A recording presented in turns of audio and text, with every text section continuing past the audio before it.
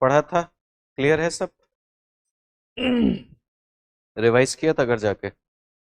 ठीक है, चलो तो स्टार्स के बारे में बात हो रही थी हम लोगों की। मॉर्निंग। ठीक है, अब देखिए इसमें बेसिकली क्या डिस्कस करना था हम लोगों को। हम लोगों को बात करनी थी डेथ ऑफ अ स्टार। ठीक है, एक तारे की मृत्यु की, जब एक तारे की डेथ होती है तो उसमें क्या चीजें हमें देखने को मिल जाती है। चलिए तो इसको हम लोग डिस्कस करते हैं। देखिए डेथ ऑफ स्टार, क्या हम लोगों ने बात की थी कि भाई ये एक तारा आप मान लीजिए, और हमने बोला था कि तारे का एक इनर मोस्ट पार्ट होता है विच इज कॉल्ड कोर। ठीक है, तो हम तारे को अभी सिंपली दो पार्ट्स में डिवाइड कर लेते हैं। ये कोर है और इसको आप समझ लीजिए कि ये उसका आउटर शेल है, या फिर आप कह सकते हो आउटर पार्ट है, बाहरी भाग है। डेथ ऑफ स्टार का मीनिंग ये होता है कि जो कोर है, कोर के अंदर का जो हाइड्रोजन है, वो हाइड्रोजन क्या हो जाएगा? एंड हो जाएगा, समाप्त हो जाएगा, खत्म हो जाएगा। ठीक है, अब थोड़ा सा लॉजिक समझना कि जैसे अगर हमने कहा कि कोर के अंदर जो हाइड्रोजन है, अगर ये हाइड्रोजन एंड हो जाता है तो हाइड्रोजन खत्म होने का मतलब क्या हुआ कि न्यूक्लियर फ्यूजन रुक जाएगा। और न्यूक्लियर फ्यूजन अगर रुकेगा तो इसका मतलब है कोर के अंदर जो एनर्जी फॉर्म होती है, जो ऊर्जा बनती है, वो ऊर्जा बनना भी बंद हो जाएगी, एनर्जी फॉर्म होना बंद हो जाएगी। अब जो आप समझिए ना कि कोर के अंदर जब न्यूक्लियर फ्यूजन होता है और जब एनर्जी जनरेट होती है तो उस एनर्जी से एक प्रेशर लगता है बाहर की तरफ, है ना? एनर्जी बाहर की तरफ जाती है तो वो प्रेशर एक्सर्ट करती है। अब फ्यूजन बंद होने से क्या होगा कि जब एनर्जी बनना बंद, तो वो प्रेशर भी क्या हो जाएगा? कम हो जाएगा, बंद हो जाएगा। लॉजिक तो यही कहता है।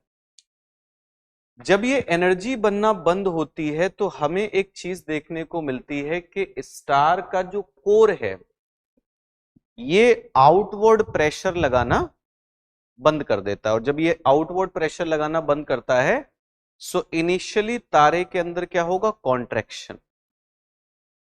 भाई तारा अगर गर्म है तो आप पढ़ते हो ना, जब गैसेस को गर्म करते हैं तो वो एक्सपेंड करती हैं, और जब ठंडा करते हैं तो कॉन्ट्रैक्ट करती हैं।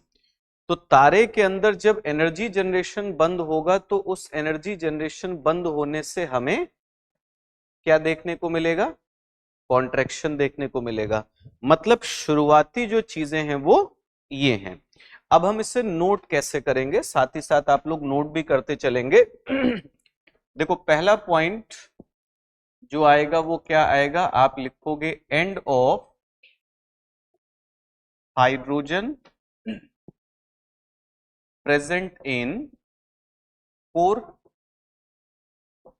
ठीक है, कोर में उपस्थित हाइड्रोजन की समाप्ति, कोर में उपस्थित हाइड्रोजन की समाप्ति।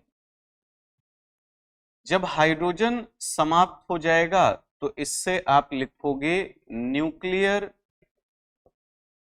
Fusion stops. ठीक है, नाभिकीय संलयन रुक जाता है। और जब नाभिकीय संलयन रुक जाएगा, न्यूक्लियर फ्यूजन बंद हो जाएगा, तो इसका मतलब हम बोलेंगे कि एनर्जी जनरेशन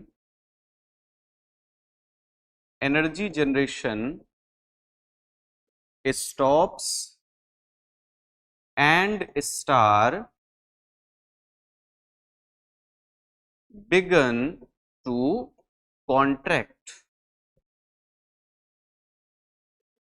ठीक है, लिखिए ऊर्जा का निर्माण बंद हो जाता है, जिससे तारा संकुचित होने लगता है, जिससे तारा संकुचित होने लगता है। तो इनिशियल हमें ये चीज देखने को मिलेगी। अच्छा, एक बात और है, जब आपने लिखा कि भाई तारे के अंदर एनर्जी जनरेशन बंद हो जाएगा, एनर्जी जनरेशन बंद होने से आप मुझे ये बताइए कि तारे का जो टेम्परेचर है उसमें कोई चेंज आएगा? बिल्कुल चेंज आएगा। अगर एनर्जी जनरेशन रुकेगा तो तारे का टेम्परेचर ड्रॉप करेगा। तो इससे हम एक चीज और बोलेंगे कि temperature drops and star becomes red, red in colour. तापमान घटता है जिससे तारे का रंग लाल हो जाता है।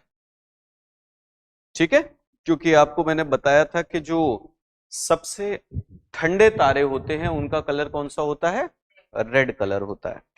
तो अब टेम्परेचर घटा, टेम्परेचर घटने पर तारे का रंग कैसा हो गया? लाल हो गया। इतनी बातें क्लियर हैं सबको? अब देखो, एक छोटा सा पॉइंट यहां से और आएगा, इधर देखना। हमने कहा कोर के अंदर जो भी हाइड्रोजन है वो हाइड्रोजन यूटिलाइज हो गई, बट आप ये तो नहीं कह सकते ना कि आउटर पार्ट में भी हाइड्रोजन नहीं बचेगी। फ्यूजन कहां पर हो रहा था? सेंटर में। तो सेंटर की हाइड्रोजन तो एग्जॉस्ट हो गई, बट कुछ ना कुछ हाइड्रोजन तो आउटर पार्ट में बची रहेगी। अब आपको सोचना क्या है कि हमने बोला तारा कॉन्ट्रैक्ट करेगा, कॉन्ट्रैक्शन से आउटर पार्ट जो होता है तारे का उसके अंदर प्रेशर बढ़ने लगता है। नॉर्मल सी बात है कि अगर तारा कॉन्ट्रैक्ट करेगा तो जो बाहरी हिस्सा है ना, उस बाहरी हिस्से में प्रेशर क्या होगा? बढ़ेगा। और जब प्रेशर बढ़ेगा तो आप कहोगे आउटर पार्ट में जो हाइड्रोजन है वो अब किस में बदलना शुरू हो जाएगी? हीलियम में बदलना शुरू हो जाएगी। यानी कि कोर में न्यूक्लियर फ्यूजन जब बंद होगा तो आउटर पार्ट में न्यूक्लियर फ्यूजन क्या हो जाएगा? शुरू हो जाएगा। तो इसी चीज को हम और ऐड कर लेते हैं। हमने लिखा कि कॉन्ट्रैक्शन होता है, कॉन्ट्रैक्शन से ही एक चीज आप लिखिए, लिखो pressure in outer part increases due to which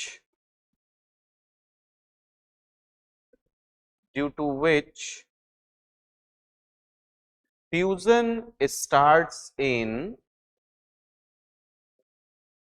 outer part। ठीक है, तो हमने क्या लिखा? देखो, कॉन्ट्रैक्शन से जोड़ रहे हैं हम, इसे संकुचन से जोड़ रहे हैं। लिखिए बाहरी भाग में दबाव बढ़ने लगता है, बाहरी भाग में दबाव बढ़ने लगता है जिससे संलयन की प्रक्रिया आरंभ हो जाती है। संलयन की प्रक्रिया आरंभ हो जाती है, आउटर पार्ट में फ्यूजन शुरू हो जाएगा। अब थोड़ा सा और दिमाग लगाइए कि अगर आउटर पार्ट में फ्यूजन होने लगेगा, सो फ्यूजन मींस एनर्जी जनरेशन। तो जब बाहर के हिस्से में एनर्जी बनना शुरू होगी तो तारा एक्सपेंड करेगा एक बार फिर से, लेकिन इनर पार्ट नहीं एक्सपेंड करेगा। आउटर पार्ट में क्या होना शुरू होगा? एक्सपेंशन शुरू होगा, प्रसार शुरू हो जाएगा। यानी कि आप कहोगे धीरे धीरे तारे का साइज बढ़ेगा, और जब तारे का साइज बढ़ेगा, जब ये बहुत बड़े साइज का हो जाएगा, तब आप उसे कहोगे रेड जायंट। जायंट मतलब जब साइज बहुत बड़ा हो जाए, और रेड मतलब उसका कलर। तो कलर मैंने आपको यहीं पर बताया कि तारे का कलर कैसा हो जाएगा? रेड हो जाएगा। और जब इस आउटर पार्ट में एक्सपेंशन शुरू होगा तब आप कहोगे कि star is going to become और रेड जाइंट। ठीक है, तो इसी से रिलेट करिए, लिख लीजिए it leads to expansion in outer part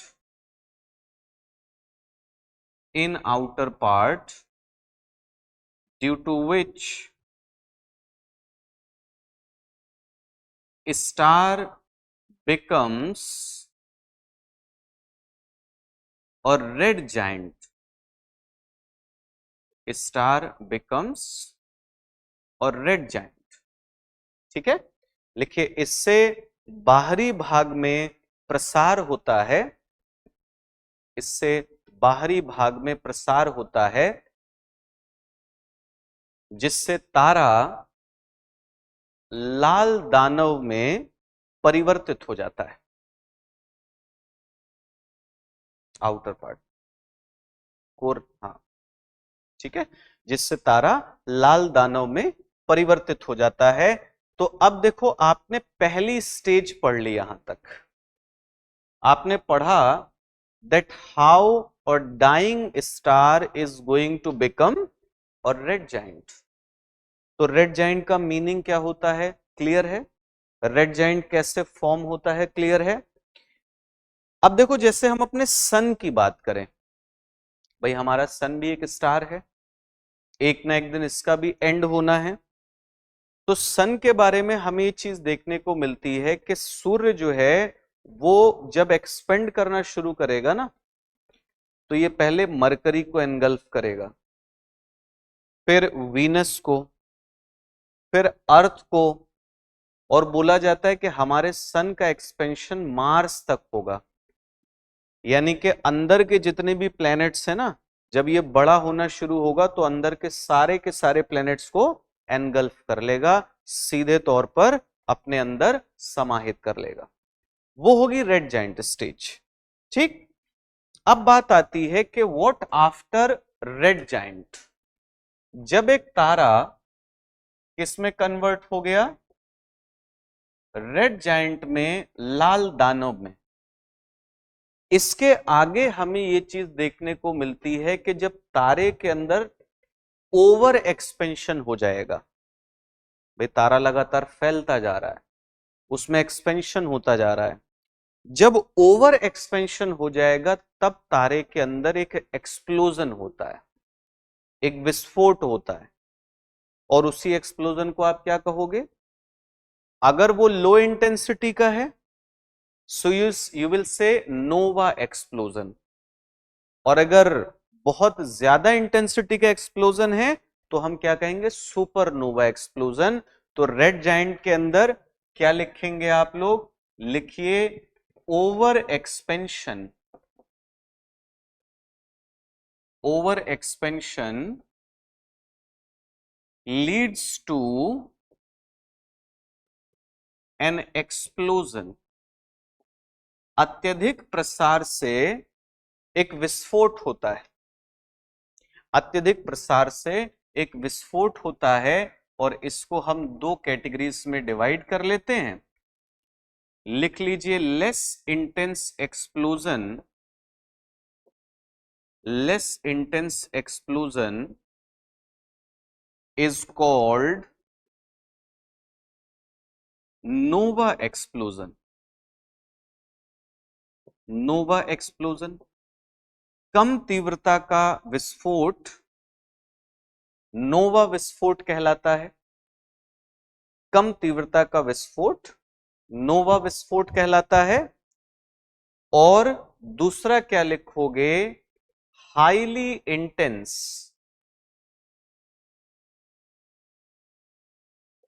explosion is called supernova explosion. Supernova explosion, ठीक है।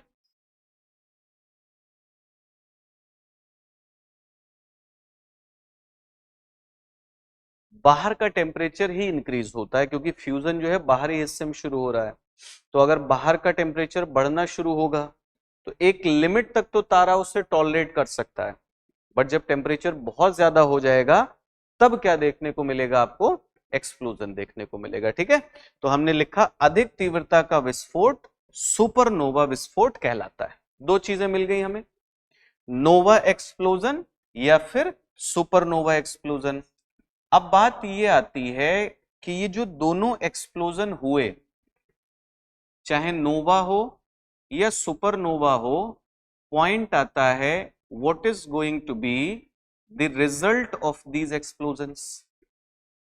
इनका रिजल्ट क्या होगा, इनका परिणाम क्या होगा? तो देखो बहुत कॉमन सेंस वाली बात है, जब तारे के अंदर एक्सप्लोजन होगा तो उसका कुछ मैटर, कुछ पदार्थ क्या हो जाएगा? स्कैटर हो जाएगा, फैल जाएगा, और कुछ हिस्सा एक रेसिड्यूअल पार्ट के फॉर्म में, है ना, कि ये आप कहोगे तारे का बचा हुआ हिस्सा है, बाकी हिस्सा क्या हुआ? टूट करके डिस्पर्स हो गया, स्कैटर हो गया। ठीक है, तो रिजल्ट में लिखिए, लिखो some part gets scattered in surrounding space, some part gets scattered in surrounding space while remaining materials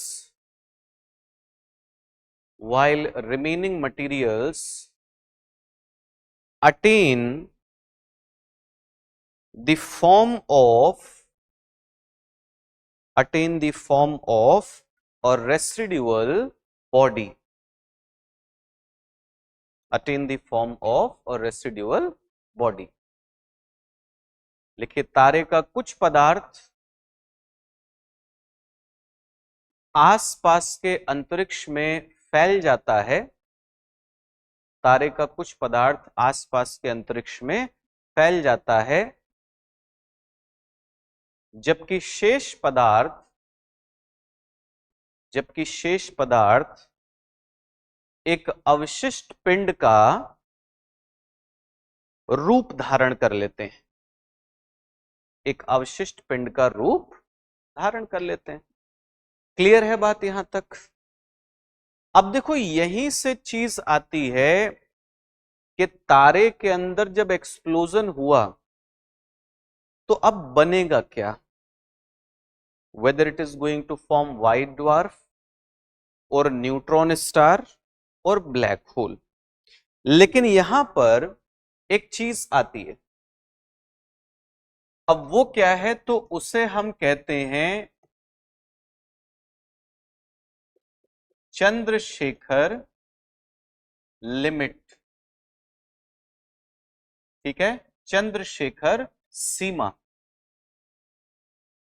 अब ये चंद्रशेखर लिमिट की जो कॉन्सेप्ट है ये कब आती है? 1930, 1930 में।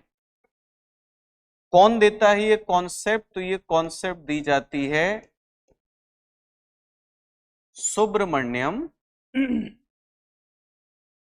चंद्रशेखर। इंडिया के थे बट अमेरिका में जाकर के बसे थे, वहीं पर इन्होंने अपना रिसर्च वर्क किया। अब ये जो चंद्रशेखर लिमिट है ये एक्चुअली डिफाइन क्या करती है? इससे ना आप अगर बुक्स वगैरह में पढ़ोगे तो इस चीज को कई तरीके से लिखा जाता है।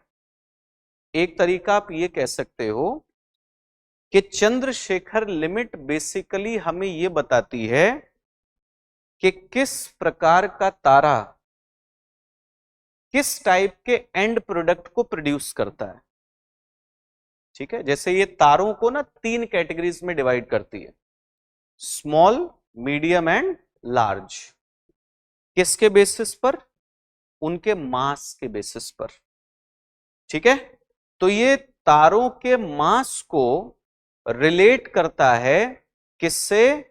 कि whether they are going to produce black hole और नॉट। हर तारा ब्लैक होल नहीं बना सकता। ये बात कौन बताता है? सुब्रमण्यम चंद्रशेखर। कब? 1930 में। और उसी कॉन्सेप्ट को आप क्या कहते हो? चंद्रशेखर लिमिट कहते हो। तो पहली चीज आप लिखेंगे, लिखिए it correlates total mass of stars with their end products, with their end products। लिखिए यह तारों के कुल द्रव्यमान को, यह तारों के कुल द्रव्यमान को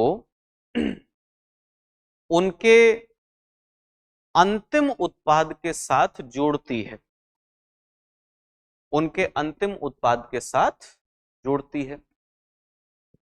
अच्छा, एक चीज और है, चंद्रशेखर लिमिट हमें यह भी बताती है कि वो कौन से तारे होंगे जिनके अंदर इंटरनल कोलैप्स होगा। अब पहले समझो ये इंटरनल कोलैप्स होता क्या है, ध्यान से सुनना। देखो, इंटरनल कोलैप्स का बेसिकली मतलब होता है किसी तारे का अंदर की ओर टूटना। अब अंदर की ओर कोई तारा कैसे टूटेगा? ग्रेविटी। सोच के देखो, जिन तारों का गुरुत्वाकर्षण बल बहुत ज्यादा होगा ना, जब उनमें एक्सप्लोजन होगा तो जो हिस्सा उनका बच जाएगा वो ग्रेविटी की वजह से अंदर की तरफ टूटना शुरू होगा। यानी कि वो तारे फिर क्या करने लगेंगे? कॉन्ट्रैक्ट करने लगेंगे, छोटे होते चले जाएंगे। उसी प्रोसेस को हम क्या कहते हैं? इंटरनल कोलैप्स, आंतरिक विध्वंस। तो अब सोचो, क्या हर तारे में इंटरनल कोलैप्स हो सकता है? भाई ये तो उन्हीं तारों में होगा जिनका मास ज्यादा हो, जिनका ग्रेविटेशनल पुल स्ट्रॉन्ग हो। तो चंद्रशेखर लिमिट एक बाउंड्री ड्रॉ करती है। क्या बाउंड्री है वो? वैल्यू आती है 1.44 सोलर मास। अब आप कहोगे ये सोलर मास क्या है? जैसे सोचो, अगर तारों का वजन आपको बताया जाए किलोग्राम में, या मान लो टन में बताया जाए, इतने टन उसका वजन है, हम लोग इमेजिन कर पाएंगे? अभी आपसे अगर कह दिया जाए कि 5000 करोड़ किलोग्राम, तो ये बात क्या हुई? सुन लिया हमने, याद कर लिया हमने, but we won't be able to imagine. Unimaginable mass है वो। इसलिए हमने क्या किया ना, जैसे पहले आप देखोगे गांव में ना, जब किसी चीज को तोला जाता था और अगर उनके पास जो स्टैंडर्ड वेट होता है, अगर वो वजन ना हो, क्या करते थे लोग? एक पत्थर रख लिया उन्होंने, है ना, और उसको वो कह रहे हैं हाँ ये 2 किलोग्राम का है। अब उसके हिसाब से क्या किया जा रहा है? वेट लिया जा रहा है। तो साइंटिस्ट ने क्या किया, इन्होंने कहा एक काम करते हैं, कंपैरिजन के लिए हम सन को मान लेते हैं।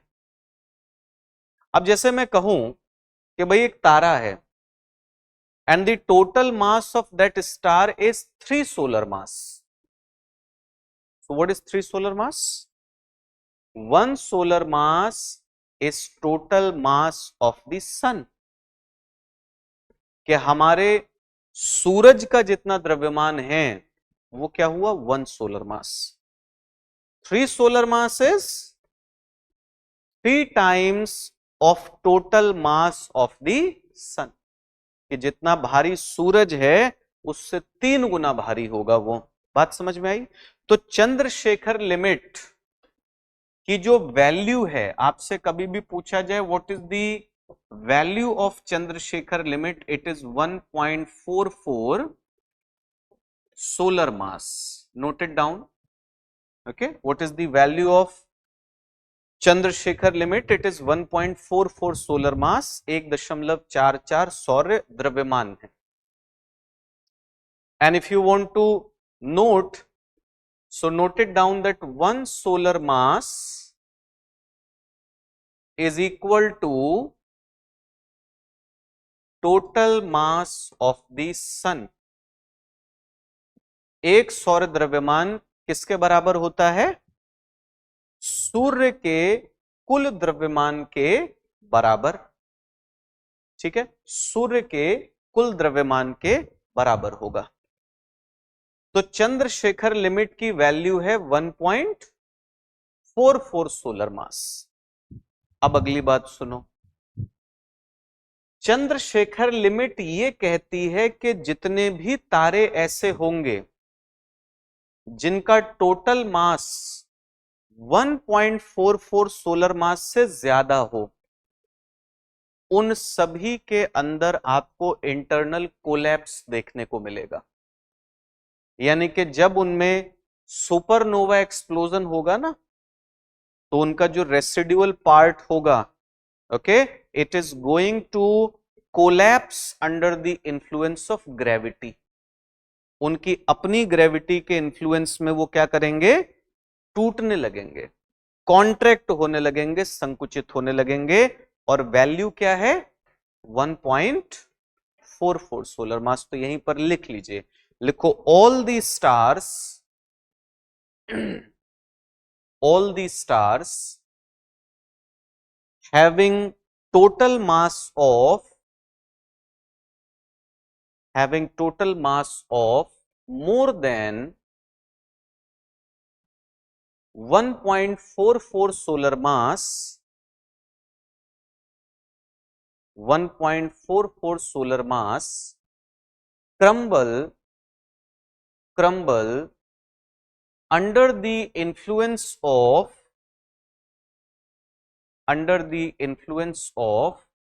their own gravity,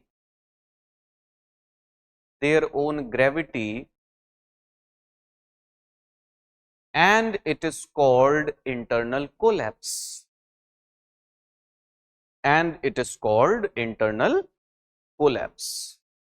लिखो सभी तारे जिनका कुल द्रव्यमान 1.44 सौर द्रव्यमान से अधिक होता है,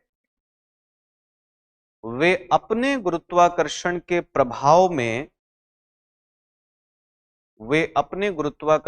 प्रभाव में टूटते हैं तथा इसे आंतरिक विध्वंस कहा जाता है। आंतरिक विध्वंस कहा जाता है। तो हम एक काम करते हैं यहां पर कि हमारे यूनिवर्स के अंदर, हमारे ब्रह्मांड के अंदर जितने भी तारे हैं, उन्हें आप दो कैटेगरीज में डिवाइड करो, दो श्रेणियों में बांटते हैं। सबसे पहला लिखो having total mass of less than 1.44 solar मास, जिनका द्रव्यमान या जिनका कुल द्रव्यमान 1.44 सौर द्रव्यमान से कम है। ठीक है, तो ये बताइए, ये जितने भी ऐसे तारे होंगे जिनका टोटल मास 1.44 सोलर मास से कम है, क्या इनके अंदर इंटरनल कोलैप्स होगा? नहीं। ठीक है, तो इनमें आप क्या देखोगे? नो इंटरनल कोलैप्स,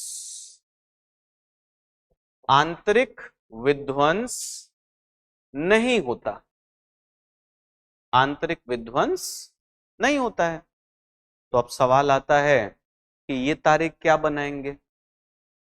तो एक टर्म आता है जिसे हम कहते हैं व्हाइट ड्वार्फ। सुनो और समझो अच्छे से कि व्हाइट ड्वार्फ का क्या मतलब है। देखो, ड्वार्फ मतलब बौना। ड्वार्फ जो टर्म है बता रहा है that there is a small sized object, एक छोटा पिंड है। और व्हाइट क्या बता रहा है? Colour of that object. एक चीज सुनिएगा कि जब भी किसी तारे की डेथ होती है ना, तो ऐसा नहीं होगा कि वो तुरंत ठंडा हो जाएगा, it will take some time.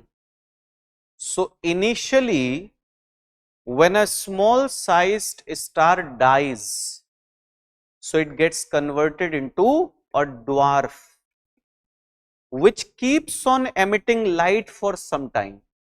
कुछ टाइम तक उससे लाइट निकलती रहेगी और आपको किस कलर का दिखाई देगा? वो व्हाइट कलर का. उसी को क्या कहोगे? व्हाइट ड्वार्फ कहोगे. But eventually light is going to diminish, और जब उससे लाइट निकलना बंद हो जाएगी तब उसी व्हाइट ड्वार्फ को आप क्या कहोगे? Black dwarf. आगे बात समझ में? तो व्हाइट ड्वार्फ और ब्लैक ड्वार्फ कौन बनाएगा? ये छोटे तारे. तो इनके बारे में लिख लीजिए. लिखो, such stars form a small sized object which emits light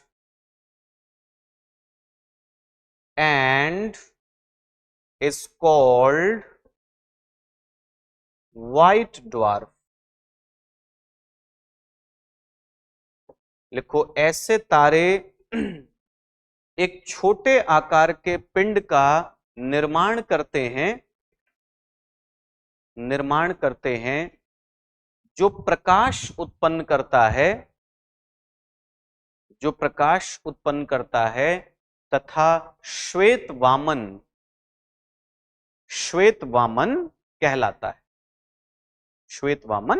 कहलाता है. और एक चीज इसी के आगे एरो बना करके एक पॉइंट और ऐड कर लो. लिखो, eventually white dwarf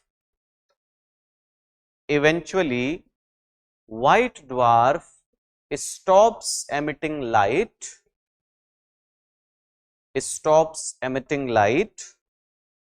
and it becomes black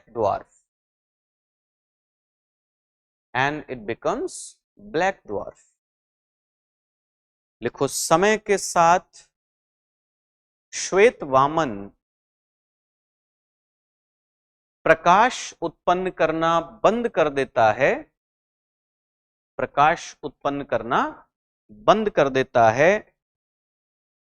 तथा कृष्ण वामन कहलाता है. ब्लैक ड्वार्फ कहलाता है. अब ये तो बात हो गई भाई छोटे तारों की.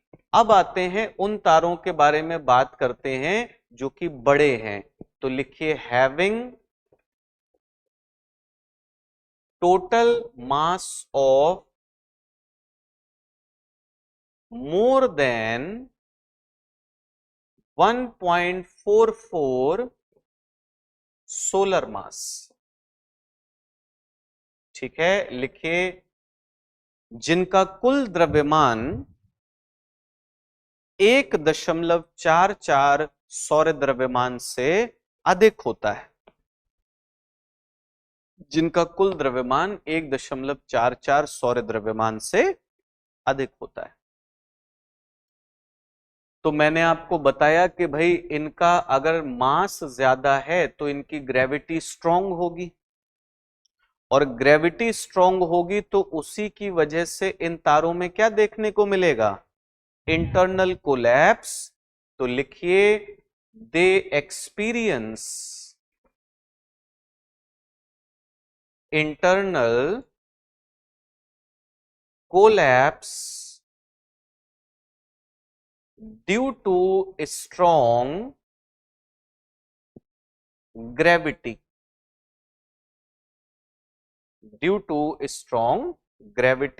लिखिए, प्रबल गुरुत्वाकर्षण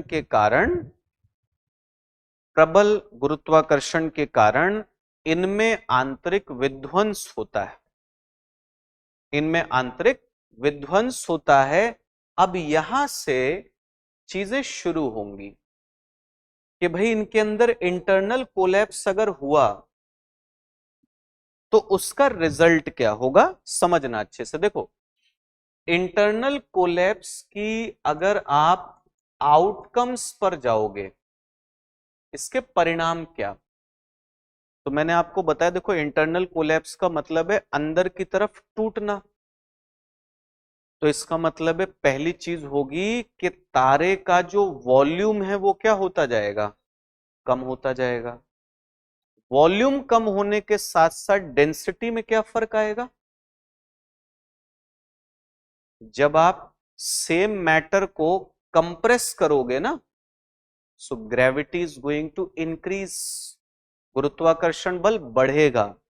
और एक और चीज आती है कि इलेक्ट्रॉन्स और प्रोटॉन्स वो फ्यूज होने लगते हैं, और जब इलेक्ट्रॉन्स प्रोटॉन्स फ्यूज होते हैं देन दे प्रोड्यूस न्यूट्रॉन्स। तो अल्टीमेटली एक ऐसा पिंड बन जाएगा जो इलेक्ट्रॉन्स प्रोटॉन्स से बना हुआ नहीं होगा, वो किससे बना होगा, न्यूट्रॉन्स से। और उसी को क्या नाम दोगे आप, न्यूट्रॉन स्टार कहते हो।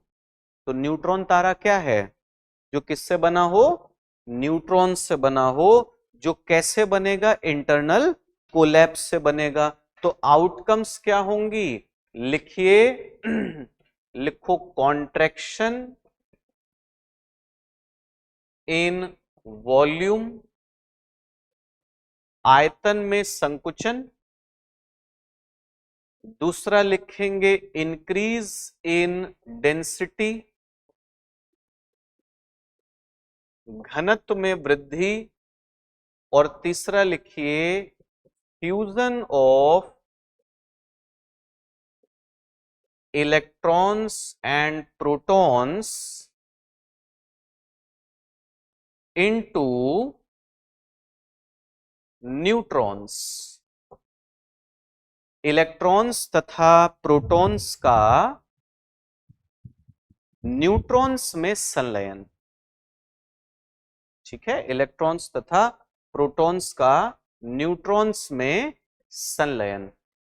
अब इन सभी चीजों का रिजल्ट आपको क्या देखने को मिलेगा, आप लिख लीजिए, इसका रिजल्ट होता है formation of neutron star, neutron तारे का निर्माण। कोई दिक्कत यहां तक, सारी चीजें क्लियर हैं।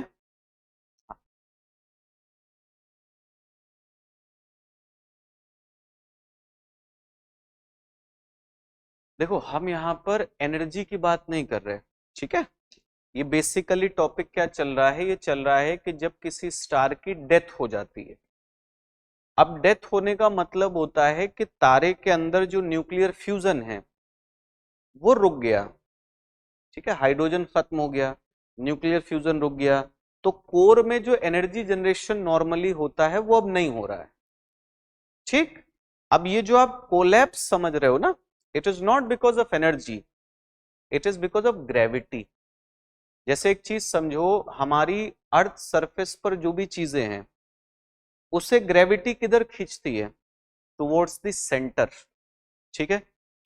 But just because there is an outward force which is known as centrifugal force, that is why we are not experiencing any sort of force।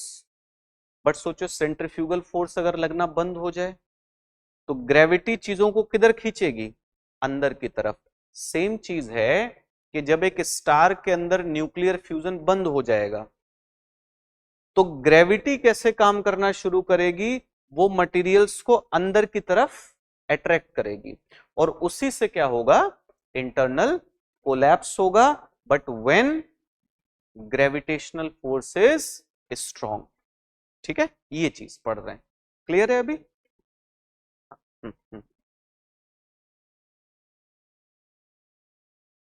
बिल्कुल,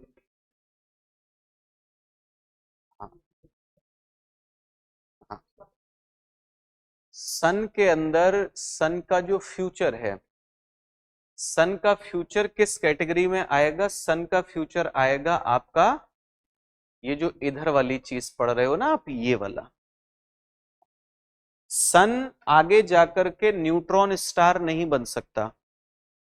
क्यों? क्योंकि सन का टोटल मास कितना है? 1 सोलर मास,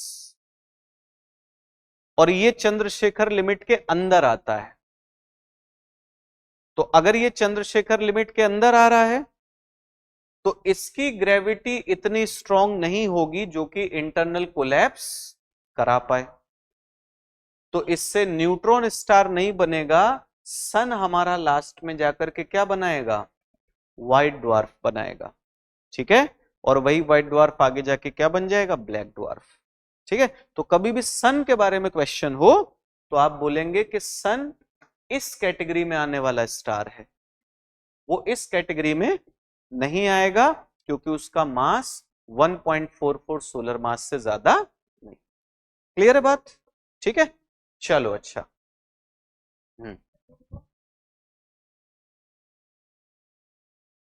बिल्कुल बेटा, वो डिपेंड करेगा कि स्टार कितना बड़ा स्टार है। ठीक है, जो छोटे तारे होंगे ना उनमें नोवा एक्सप्लोजन होता है। एक सीधी सी चीज है, देखो आप दिवाली के टाइम पर पटाखे लेकर के आते हो, ठीक है, एक है मुर्गा छाप पटाखा और दूसरा होता है सुतली बम। दोनों में अगर हम आग लगाएं तो क्या धमाका दोनों बराबर होता है? क्यों नहीं हो रहा है? जिसके अंदर जितना बारूद होगा वो उतना तेज धमाका करेगा। तारे का बारूद क्या है? हाइड्रोजन। तो जो जितना बड़ा उसके पास उतना हाइड्रोजन, और जितना हाइड्रोजन उतना बड़ा विस्फोट। समझ आ गई बात? क्लियर सी बात है। ठीक है, अच्छा चलो, आप लोगों ने न्यूट्रॉन स्टार तक की कहानी समझ ली। अब एक शब्द आता है जिसे हम कहते हैं पल्सर। पूछ ले व्हाट इज पल्सर, तो यहां बाइक की बात नहीं हो रही है। पल्सर एक सेलेस्टियल ऑब्जेक्ट है, एक आकाशीय पिंड। अब वो होता क्या है? दो बातें याद रखनी है। सबसे पहला, एक ऐसा न्यूट्रॉन स्टार जो अपने एक्सिस पर रैपिडली क्या करता हो? रोटेट करता हो, तेजी से घूम रहा हो, और रोटेशन के साथ साथ it is emitting radio waves. Radio signals क्या कर रहा है? वो रिलीज कर रहा है। तो अगर किसी न्यूट्रॉन स्टार में ये दो प्रॉपर्टीज मिल जाएं तो आप क्या कहोगे? It is a Pulsar. तो यही ब्रैकेट में लिख लीजिए, लिखो Pulsar is a neutron star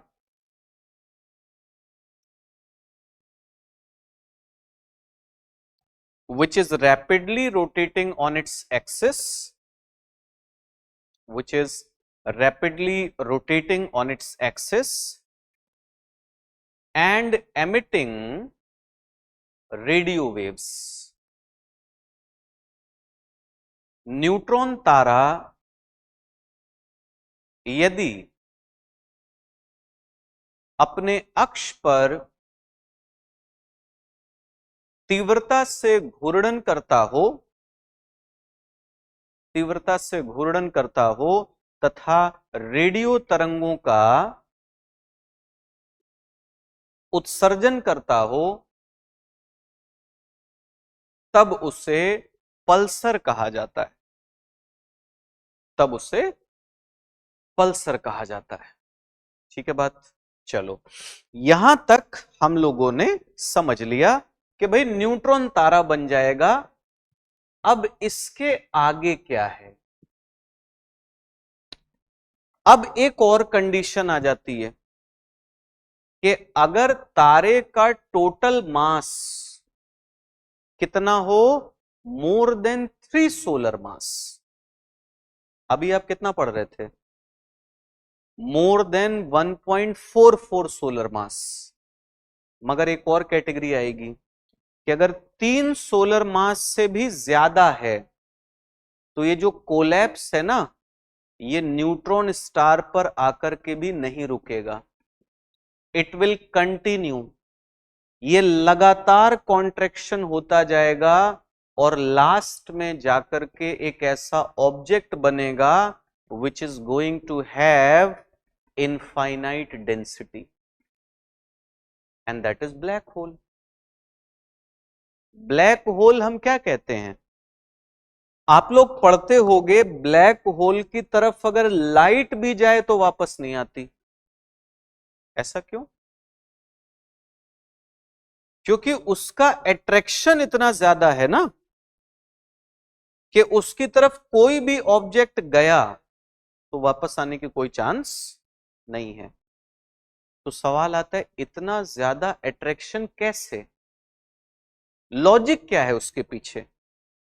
उसके पीछे लॉजिक है मास, उसके पीछे लॉजिक है डेंसिटी, उसके पीछे लॉजिक है वॉल्यूम। ठीक? अच्छा, इस बात को समझने के लिए मैं आपको छोटा सा एक चीज बताता हूं, ऑल्दो वो साइंस का पार्ट है उसमें आप लोग पढ़ते हो वो सब चीजें, बट क्योंकि यहां पर थोड़ा सा रेलेवेंस है उसका। जैसे हम लोग पढ़ते हैं ग्रेविटी, हम कहते हैं हर वो चीज जिसके अंदर मास है वो दूसरे ऑब्जेक्ट्स को अपनी तरफ अट्रैक्ट करता है। But the question is why? क्यों? देखो, ग्रेविटी नाम की कोई चीज होती है हमें आज से तो पता नहीं है, बहुत टाइम हो गया। मालूम है हमें ग्रेविटी होती है, हमें पता है कि जिसके अंदर मास होता है वो दूसरों को क्या करता है? खींचता है। मगर सवाल है क्यों खींचता है? Any answer? उसका आंसर पता है क्या है? सुनना अच्छे से। अब जाकर के जो रिसर्च हुई है वो ये बताती हैं कि हमारे स्पेस में देयर इज अ लेयर, एक परत है जिसे हम क्या कहते हैं? जिसे हम कहते हैं स्पेस टाइम कॉन्टिन्यूअम। क्या नाम दिया जाता है? Space time continuum. और साइंस कहता है that all the celestial objects, they are situated, they are positioned on this space time fabric। मतलब सुनिए, हम लोग जब दूर से चांद को देखते हैं तो हम देखते हैं तो ऐसे हवा में लटका हुआ है, तो दिमाग में एक सवाल नहीं आना चाहिए कि गिर क्यों नहीं रहा है? ये ऐसे हवा में कैसे लटका है? तो अब साइंटिस्ट कह रहे हैं ये हवा में नहीं लटका हुआ है, एक लेयर है जिसे क्या कहते हो? स्पेस टाइम फैब्रिक या स्पेस टाइम कॉन्टिन्यूअम। ये मून एक्चुअली उसके ऊपर रखा हुआ है ऐसे, अर्थ भी उसी के ऊपर रखी है, सन भी उसी के ऊपर रखा है। कुछ बात समझ में आई? अब मैं समझाता हूं कि ग्रेविटी की कॉन्सेप्ट क्या है। आप थोड़ा सा इमेजिन करना, ये जो हमारा क्लासरूम है ना, अगर हम एक काम करें सिंपली कि हम इस क्लासरूम की दीवारों पर एक कपड़ा अटैच कर दें, कुछ हाइट पर एक पूरी कपड़े की लेयर अटैच कर दें, और फिर आप एक काम करो, एक क्रिकेट बॉल लीजिए और उस कपड़े के ऊपर वो क्रिकेट बॉल रख दीजिए। तो जब आप वो बॉल रखोगे तो क्योंकि उसके अंदर मास है, उसके मास की वजह से आप देखोगे उस कपड़े में एक गड्ढा टाइप का बन जाएगा, एक डिप्रेशन बनेगा कि नहीं बनेगा? साइंस कहती है कि ये जितने भी ऑब्जेक्ट्स जब ये स्पेस टाइम फैब्रिक पर टिकते हैं ना आकर के, तो इनके मास की वजह से स्पेस टाइम फैब्रिक में डिप्रेशंस बनते हैं। क्या बनता है? एक गड्ढा बनेगा, एक गर्त बनेगा, और उस डिप्रेशन को क्या नाम दिया जाता है? उसे नाम देते हैं ग्रेविटी वेल। ग्रेविटी वेल क्या है? जैसे देखो सन की अगर बात करोगे ना, तो आप देखोगे सन जिस जगह पर रखा हुआ है, सन के मास की वजह से स्पेस टाइम फैब्रिक में क्या बना हुआ है? एक डिप्रेशन, एक गड्ढा। ये क्या है? सन का ग्रेविटी वेल है। अर्थ कहां पर है? यहां। अब जरा सोचो कि ग्रेविटी वेल का स्लोप किसकी तरफ है? मून सॉरी सन की तरफ। और अगर स्लोप सन की तरफ है, इसीलिए आप क्या कहते हो कि सन अर्थ को क्या कर रहा है? खींच रहा है। कुछ बात समझ में आ रही है? यह है ग्रेविटी की कॉन्सेप्ट। अब मैं थोड़ा सा आपको दो चीजें बताता हूं। मान लीजिए कि आपने एक फुटबॉल लिया, ठीक है, उसका एक वेट होगा। अब देखो फुटबॉल बड़ी है, आप एक काम करो, जितना फुटबॉल का वेट है उतने ही वेट का एक आयरन बॉल लो जो कि छोटा हो। फुटबॉल की डेंसिटी कम होगी, आयरन बॉल की डेंसिटी ज्यादा होगी। मास दोनों का बराबर है। फुटबॉल का वॉल्यूम ज्यादा है, आयरन बॉल का वॉल्यूम। अब जो मैं बोल रहा था कि कपड़ा जो फैला हुआ है, एक जगह पर फुटबॉल रख दो और दूसरी जगह पर वो आयरन बॉल रखो, जो गड्ढा बनेगा वो ज्यादा स्टीप कहां पर होगा? शार्प गड्ढा कहां बनेगा? Iron ball. वॉल्यूम तो दोनों का, मास तो दोनों का बराबर है। फुटबॉल का भी मास उतना ही है और आयरन बॉल का भी मास उतना ही है। डिफरेंस कहां आ रहा है? वॉल्यूम में और डेंसिटी में। अब सोचना कि एक बड़ा सा तारा अपनी जब ओरिजिनल फॉर्म में होगा तो वो भी एक वेल बनाएगा, लेकिन जैसे जैसे वो कॉन्ट्रैक्ट करेगा, छोटा होता जाएगा, उसका ग्रेविटी वेल उतना ही स्टीप होता चला जाएगा। और जब वो ब्लैक होल में कन्वर्ट होगा ना, तो उसका ग्रेविटी वेल इस तरीके का बन जाएगा। अब यहां पर स्लोप इतना स्टीप है कि एक बार आप गलती से अगर इस बाउंड्री को पार कर ले गए तो आप सीधे नीचे की तरफ जाएंगे, सीधे उस ऑब्जेक्ट की तरफ जाएंगे और वापस आने का फिर कोई तरीका। यह है ब्लैक होल की कॉन्सेप्ट। अभी कुछ समझ में आया कि ब्लैक होल्स इतने ज्यादा डेडली क्यों हैं?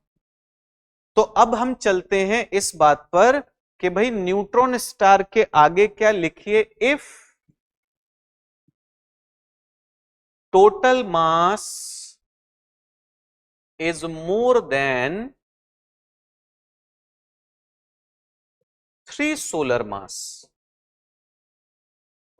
यदि कुल द्रव्यमान 3 सौर द्रव्यमान से अधिक है,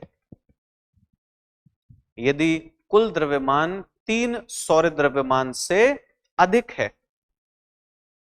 तो इस सिचुएशन में हम क्या देखेंगे? इस सिचुएशन में आप लिखो कि इंटरनल कोलैप्स कंटिन्यूज, आंतरिक विध्वंस लगातार होता रहता है। आंतरिक विध्वंस लगातार होता रहता है। और जब इंटरनल कोलैप्स लगातार होता रहेगा तो आगे क्या? आप लिखेंगे कि neutron star gets converted into an extremely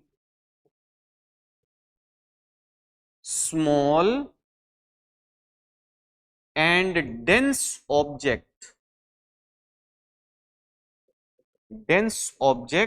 called black hole.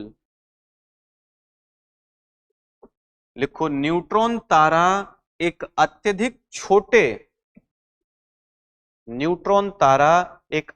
छोटे तथा सघन पिंड में परिवर्तित हो जाता है, जिसे ब्लैक होल कहा जाता है।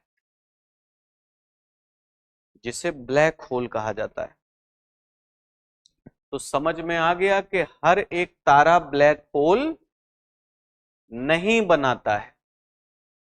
अब मैं आपको एक चीज और समझा देता हूं, सुनना ध्यान से इधर आप लोग। जैसे मान लीजिए कि हमने कहा भाई ये एक ब्लैक होल है, इसको हम लिख देते हैं कि ये हो गया क्या, एक black hole.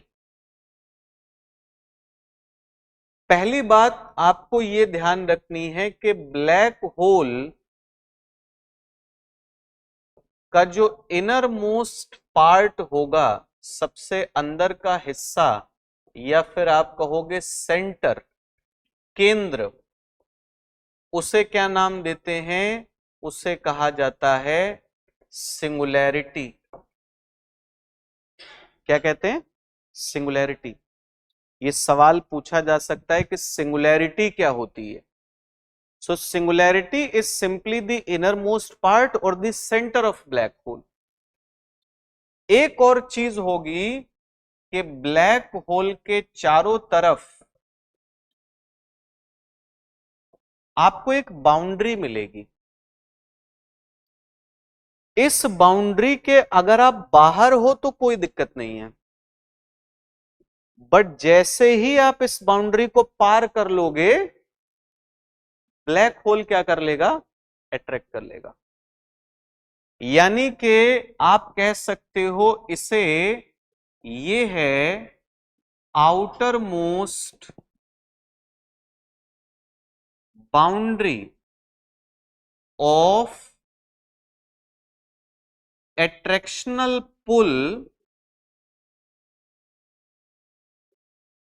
of a black hole। एक ब्लैक होल की आकर्षण शक्ति की बाहरी सीमा, एक ब्लैक होल की आकर्षण शक्ति की बाहरी सीमा, और इस बाहरी सीमा को क्या नाम दिया जाता है? So remember, this outermost boundary is known as event horizon। क्या कहते हैं इसे? इवेंट होराइजन कहते हैं।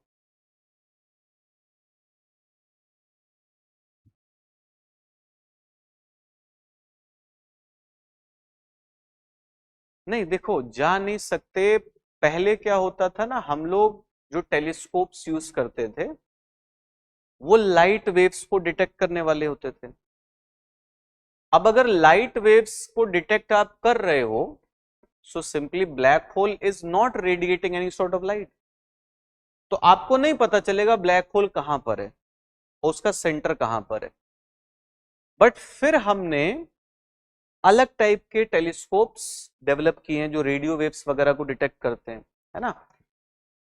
तो जिस जगह पर ब्लैक होल होता है वहां का जो स्पेस है वो डिस्टॉर्ट हो जाता है उसकी ग्रेविटी की वजह से। उसके आधार पर हम फिक्स करते हैं that this is the centre, ठीक है, उस डिस्टॉर्शन के बेसिस पर। या रेडियो वेव्स वगैरह जब ट्रेवल करती हैं तो उनमें उनका पाथ जो डेविएट होता है, ठीक है, हाँ, उसके बेसिस पर हम आइडेंटिफाई कर लेते हैं। लाइट वेव्स के बेसिस पर ये काम नहीं कर पाते। ठीक है बात? ओके। अभी हमारे आप कह सकते हो हमारे सोलर सिस्टम के आसपास कोई ब्लैक होल नहीं है। बट हाँ, हमने ये जरूर पढ़ा कि हमारी गैलेक्सी का जो सेंटर है वो एक ब्लैक होल है, एक मैसिव ब्लैक होल है, सैगिटेरियस ए स्टार। तो आप बिल्कुल कह सकते हो कि हम सब लोगों का अंत क्या है, कि हम सब लोग एक ना एक दिन उसी ब्लैक होल में चले जाएंगे। अब उसके आगे क्या है ये किसी को नहीं पता कि ब्लैक होल के अंदर क्या होता है, नो वन नोस। एक बड़ी अच्छी सी मूवी है इंटरस्टेलर, देखे हो? समझ में आई थी? थोड़ी थोड़ी। अब ये सब चीजें जब पढ़ ले रहे हो ना, अब देखना उस मूवी को, अब वो आपको समझ में आएगी। बड़ी अच्छी मूवी है, ठीक है। और उसमें ये इवेंट होराइजन और ये सब टर्म्स जो हैं वो उन्होंने यूज किए, ठीक है। तो सिंगुलैरिटी, इवेंट होराइजन क्लियर हो गया। तो अब मुझे बताइए कि अगर स्टार के लाइफ साइकिल से रिलेटेड कोई भी क्वेश्चन बन जाए, आप संभाल लोगे? कॉन्सेप्चुअली बने, फैक्चुअली बने, देख लिया हम लोगों ने, ठीक है। हाँ, हमें स्टार्स में सन के बारे में बात करनी है, बट हम सन, अर्थ और मून इन तीनों को बाद में देखेंगे, क्योंकि इनकी थोड़ी डिटेल्स हम लोगों को पढ़नी है। अभी जो बाकी के टर्म्स हैं उनको समझते हैं। तो हमने स्टार के बारे में डिस्कशन कर लिया। चलो अगला सेलेस्टियल ऑब्जेक्ट जो हम लोग पढ़ेंगे वो है प्लैनेट्स, ग्रह। तो जब हम प्लैनेट्स की बात करते हैं, ग्रहों की बात करते हैं, तो सबसे पहला पॉइंट हमारा वही है, that what is the meaning of a planet. ग्रह कहते किसे? एनीवन? ये तो बहुत सिंपल क्वेश्चन है।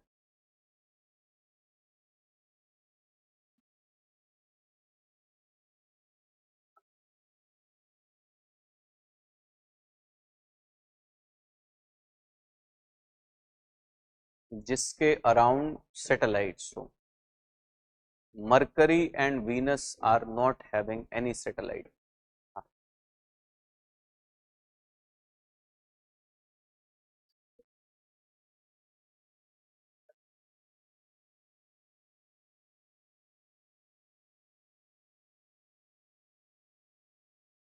ठीक है, देखो एक चीज है, जब आप प्लैनेट्स की डेफिनेशन पर आते हो तो एक आता है बिफोर 2006। 2006 से पहले जो परिभाषा थी वो ये परिभाषा थी कि ये एक सिंपली क्या होगा, एक सेलेस्टियल ऑब्जेक्ट, एक आकाशीय पिंड जो क्या करता हो, रेवोल्यूशन अराउंड द सन, सूर्य के चारों ओर परिक्रमा करता हो, चक्कर लगाता हो। और दूसरी चीज फिक्स्ड ऑर्बिटल पाथ। कक्षीय मार्ग कैसा होना चाहिए? निश्चित। मतलब ऐसा ना हो कि एक बार चक्कर लगाया तो किसी रास्ते पर चले गए, फिर अगली बार उसका मन किया कि अब हम दूसरे रास्ते से जाएंगे। ये नहीं होना चाहिए। एक ही ऑर्बिट है, उसी में बार बार क्या करते रहो, सन के चारों तरफ घूमते रहिए, तो आप क्या कहलाओगे? प्लैनेट। ठीक है, नोट करो इसको। 2006 के पहले डेफिनेशन क्या है? लेकिन इस डेफिनेशन को 2006 में क्या किया गया? चेंज किया गया। तो पहले इसको लिख लो, फिर हम चेंज के बारे में बात करते हैं।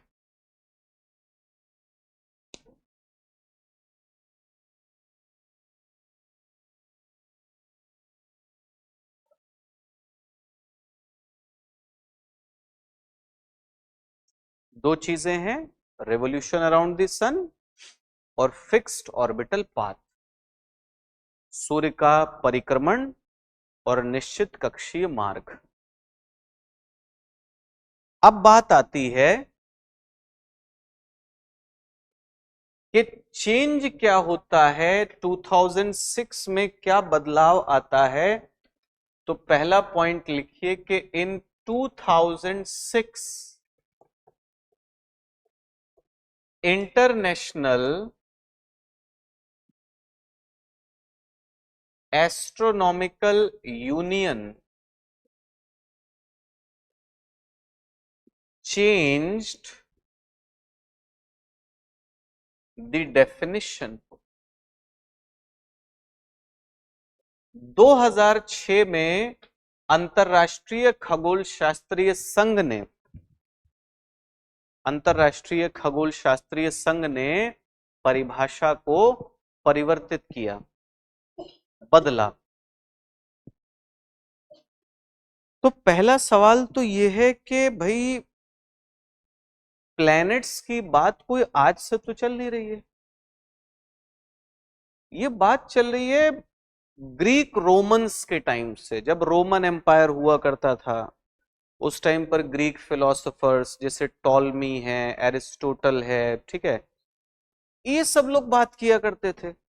तब से लोग एक ही चीज मानते आ रहे हैं कि भाई कोई चीज सन के चारों तरफ अगर घूमती हो, उसका फिक्स्ड पाथ हो, वो प्लेनेट है।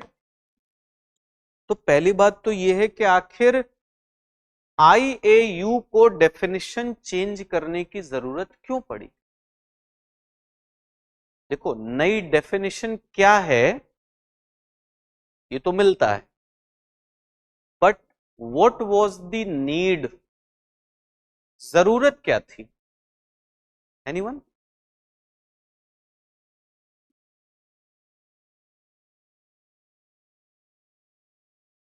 कुछ और भी स्टार्स?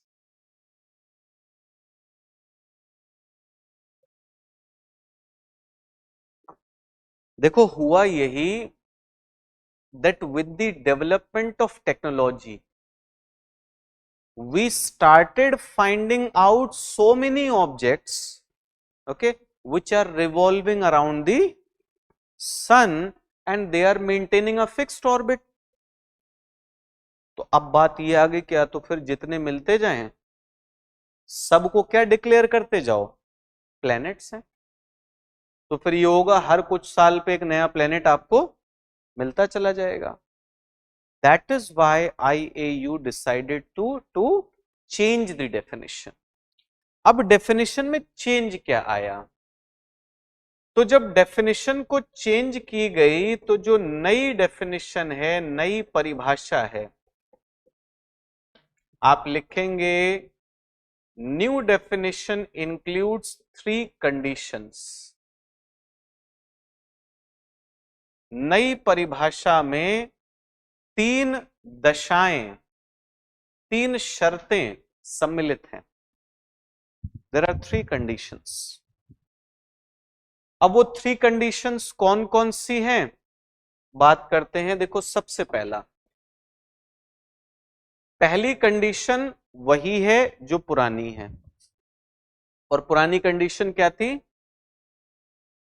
लिखिए revolution around the sun in a fixed orbit, ठीक है, एक निश्चित कक्षा में सूर्य के चारों ओर परिक्रमण, एक निश्चित कक्षा में सूर्य के चारों ओर परिक्रमण, बिल्कुल ठीक बात है। अब एक बात और ऐड की गई इसमें, वो क्या था, वो था, नोट करिए फिर मैं बताता हूं, लिखिए it should be able to maintain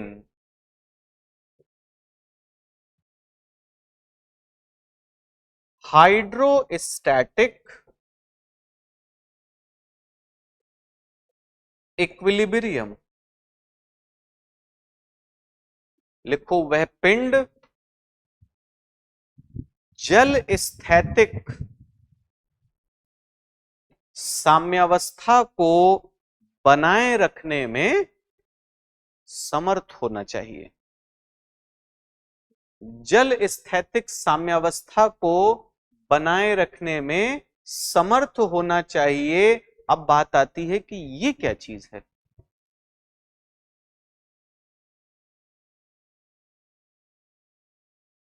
hydrostatic equilibrium का मतलब क्या है, सुनो। जैसे देखो हम लोग बोल रहे हैं ना, हमारी अर्थ पर दो तरीके के फोर्सेस लगते हैं, one is outward and second one is inward. सोच के देखो, इन दोनों में से अगर कोई भी फोर्स ज्यादा स्ट्रांग हो तो अर्थ की ये जो स्फेरिकल शेप है ना, ये बनी नहीं रह पाएगी। फिर अगर आउटवर्ड फोर्स ज्यादा हो गया तो ये बाहर की तरफ निकल जाएगी, अंदर की तरफ फोर्स ज्यादा हो गया तो ये कोलैप्स हो जाएगी, चपटी हो जाएगी। बात समझ में आ रही है। ऑलमोस्ट स्फेरिकल शेप कब बन सकती है, जब दोनों फोर्सेस के बीच में क्या हो, बैलेंस हो। तो हाइड्रोस्टैटिक इक्विलिब्रियम क्या होता है, यहीं पर लिखिए, it means there is a balance between, it means there is a balance between inward and outward force, inward and outward force, and so the shape is almost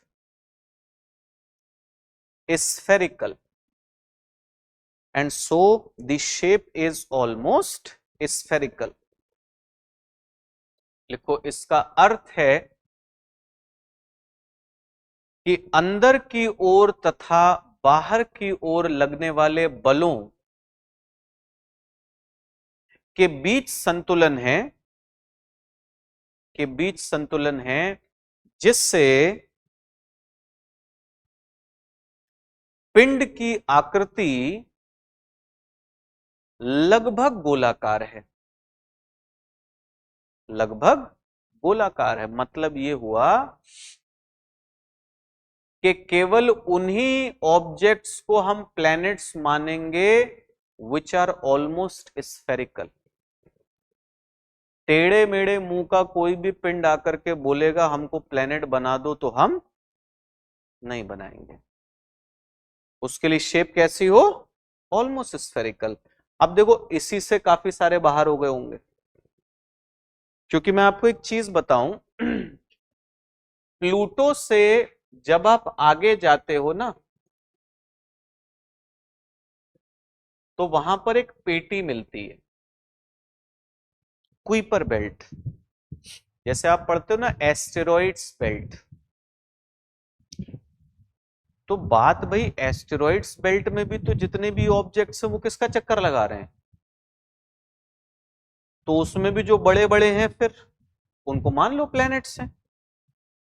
उसी तरीके से प्लूटो से जब आप और आगे चले जाओगे तो एक और बेल्ट है, कुइपर बेल्ट, उसमें भी है जो किसका चक्कर लगा रहे हैं, सन का चक्कर लगा रहे हैं।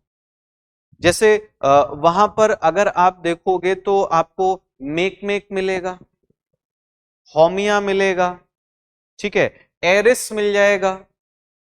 अब क्या करें हम, उन्हें भी सबको प्लैनेट्स मान लें? नहीं। तो पहली चीज क्या आ गई, शेप। अगर शेप स्फेरिकल नहीं है तो पहले आप एलिमिनेट हो गए। अब आई अगली बात, जो कि है तीसरा पॉइंट। लिखिए तीसरा पॉइंट क्या है, लिखो, it must have cleared, it must have cleared it's neighbourhood, it must have cleared its neighborhood, which means that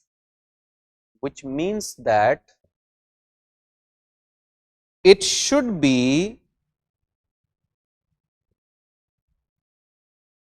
most dominant gravitational body, most dominant gravitational body in its orbit, in its orbit. लिखो, उस पिंड ने अपनी कक्षा के समीपवर्ती क्षेत्रों को, अपनी कक्षा के समीपवर्ती क्षेत्रों को साफ किया हो, जिसका अर्थ है कि वह अपनी कक्षा में गुरुत्वाकर्षण के दृष्टिकोण से, जिसका अर्थ है कि वह अपनी कक्षा में गुरुत्वाकर्षण के दृष्टिकोण से सबसे प्रभावी पिंड हो। अब इसका मतलब यह है ना कि अगर कोई ऑब्जेक्ट है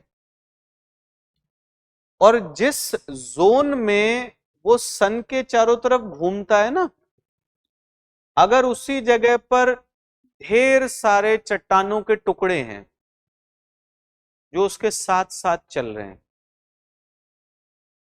तो कहा गया कि इसका मतलब है कि अगर उसके आसपास अभी भी चट्टानों के टुकड़े हैं तो उसकी ग्रेविटी फिर इतनी नहीं है। अगर ग्रेविटी होती तो उसने क्या किया होता, उन सबको खींच के खुद में मिला लिया होता। तो वो अपने ऑर्बिट में मोस्ट डोमिनेंट ऑब्जेक्ट नहीं है। अब जैसे ही ये शर्त आई, सबसे बड़ा धक्का किसे लगा? प्लूटो को। बेचारे को काफी टाइम से इज्जत मिल रही थी कि हम तो प्लेनेट हैं, मगर अचानक से 2006 में क्या हुआ, जब ये डेफिनेशन आती है, so Pluto failed to fulfil third condition.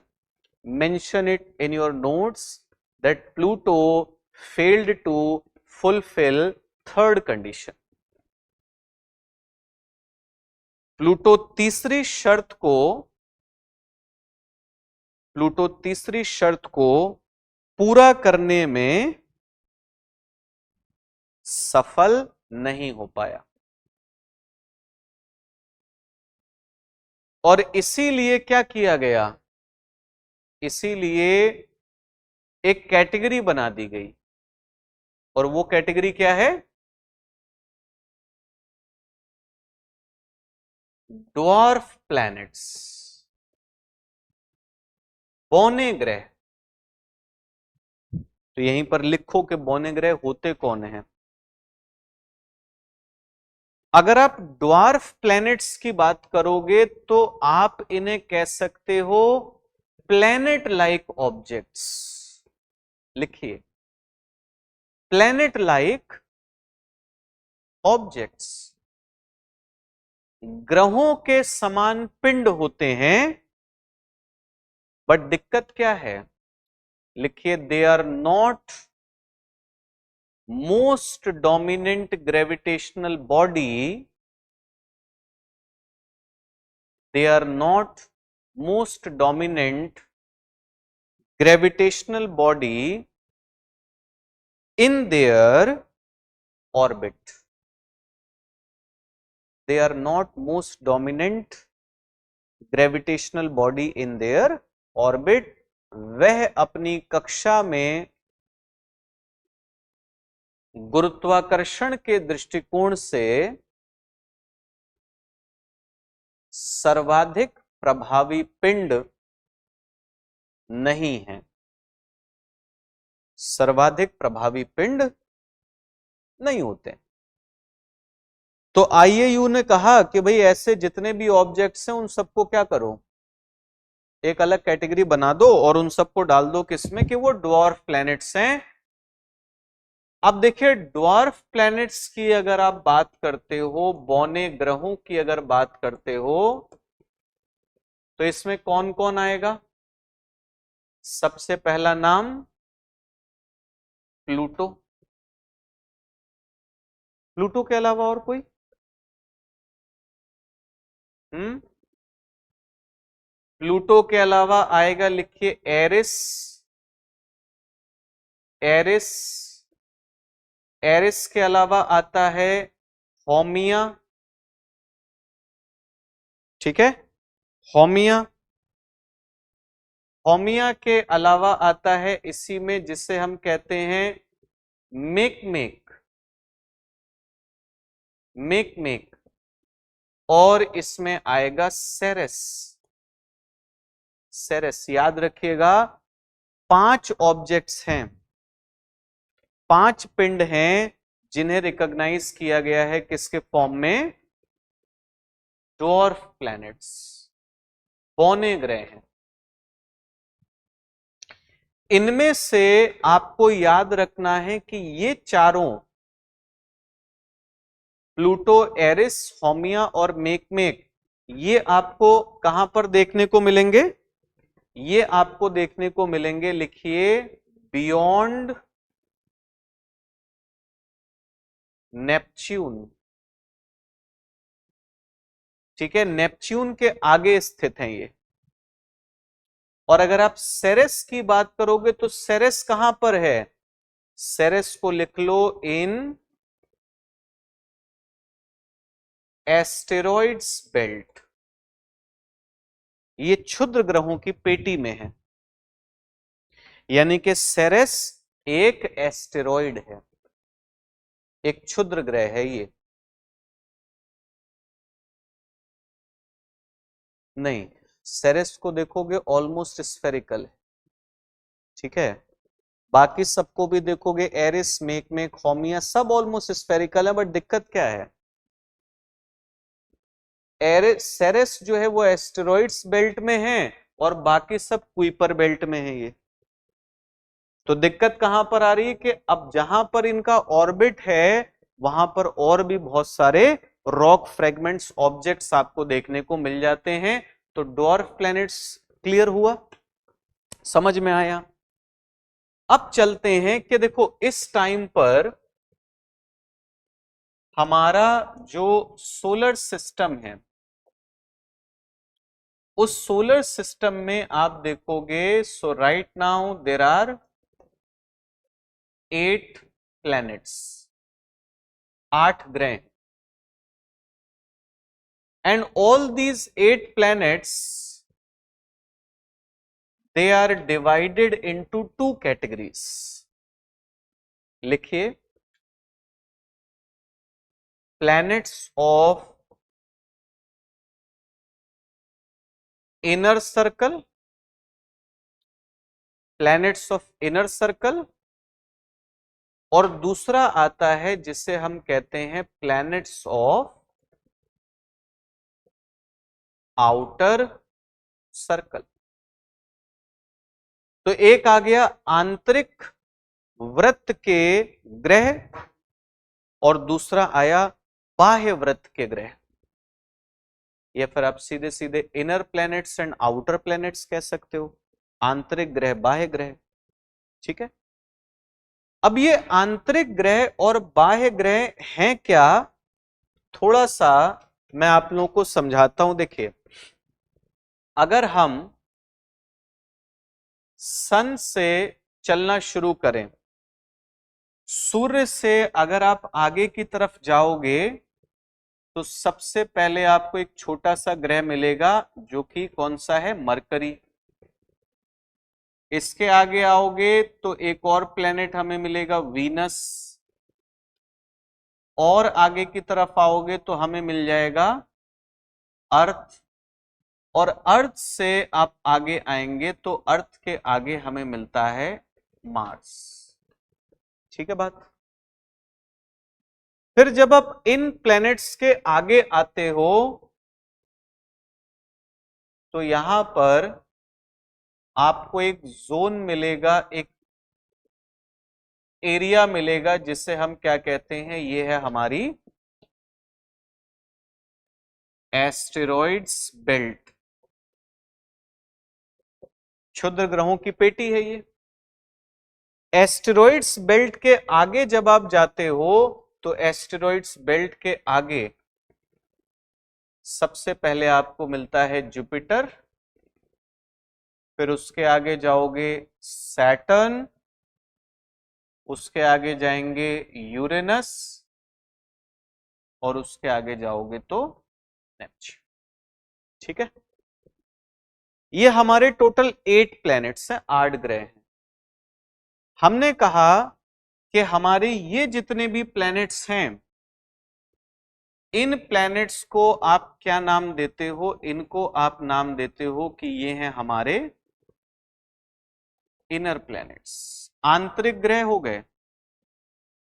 और इधर वाले ये जितने भी ग्रह हैं, अगर इनकी बात की जाए तो इनको आप कहोगे ये हो गए हमारे आउटर प्लैनेट्स। इस डायग्राम को बना लीजिएगा, ठीक है। और इसी में अब हम लोग समझेंगे कि इन प्लैनेट्स के बीच में डिफरेंस क्या है।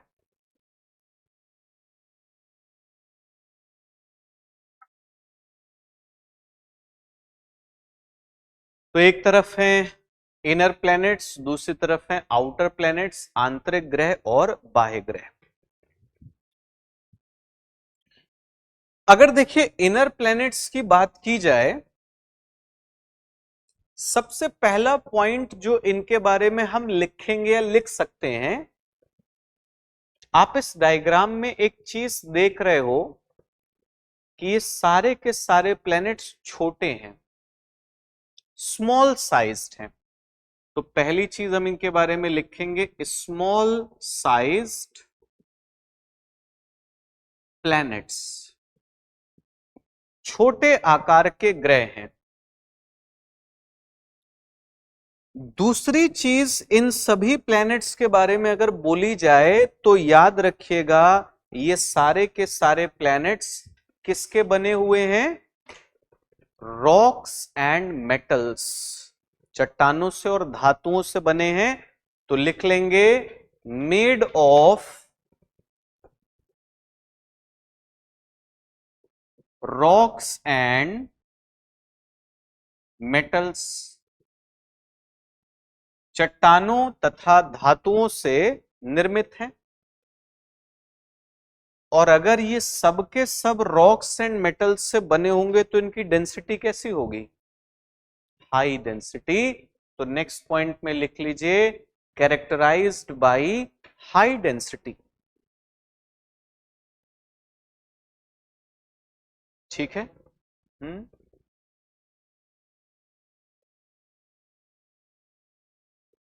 हाइड्रोजन आप नहीं कहोगे क्योंकि लाइट गैस है, और अगर लाइट गैस है तो जनरली लाइट गैस किधर पुश हुई है? बाहर की तरफ, आउटवर्ड डायरेक्शन में। ठीक है, तो इनमें आप अगर जैसे अर्थ का भी केमिकल कॉम्पोजिशन अगर देखोगे, चाहे आप उसका एटमॉस्फेयर देखो या फिर आप उसकी चट्टानों की बात करो, तो हमें बहुत ज्यादा हाइड्रोजन देखने को नहीं मिलता। हाँ, वाटर के फॉर्म में बिल्कुल हाइड्रोजन प्रेजेंट है। ठीक है, तो हमने क्या बोला? They are characterised by high density, इनका घनत्व अधिक होता है। और क्या बोलें इनर प्लैनेट्स के बारे में? देखो, मरकरी, वीनस, अर्थ, मार्स, 4 प्लैनेट्स हैं। और अगर आपसे पूछा जाए इन 4 प्लैनेट्स के पास सैटेलाइट्स कितने हैं, तो सैटेलाइट्स हैं केवल 3, एक अर्थ का, 2 मार्स के। मरकरी और वीनस के पास सैटेलाइट्स है ही नहीं। तो लिख लीजिए हैविंग वेरी फ्यू सैटेलाइट्स। ठीक है, हैविंग वेरी फ्यू सैटेलाइट्स, इनके उपग्रहों की संख्या अत्यधिक कम है। उपग्रहों की संख्या अत्यधिक कम है। और यहीं पर नोट कर लीजिए कि Mercury and Venus are not having any satellite. ठीक है, मरकरी यानी कि बुध तथा शुक्र का कोई प्राकृतिक उपग्रह नहीं है। अर्थ का कितना है? 1, लिख लो, अर्थ का 1, यानी कि मून, चंद्रमा, और मार्स के कितने हैं? 2 हैं। क्या क्या नाम है? मार्स के 2 हैं, कोई नाम बताएगा? नाम नोट कर लीजिए। मार्स के जो दोनों नेचुरल सैटेलाइट्स हैं, एक का नाम है फोबोस और दूसरे का नाम है डीमोस।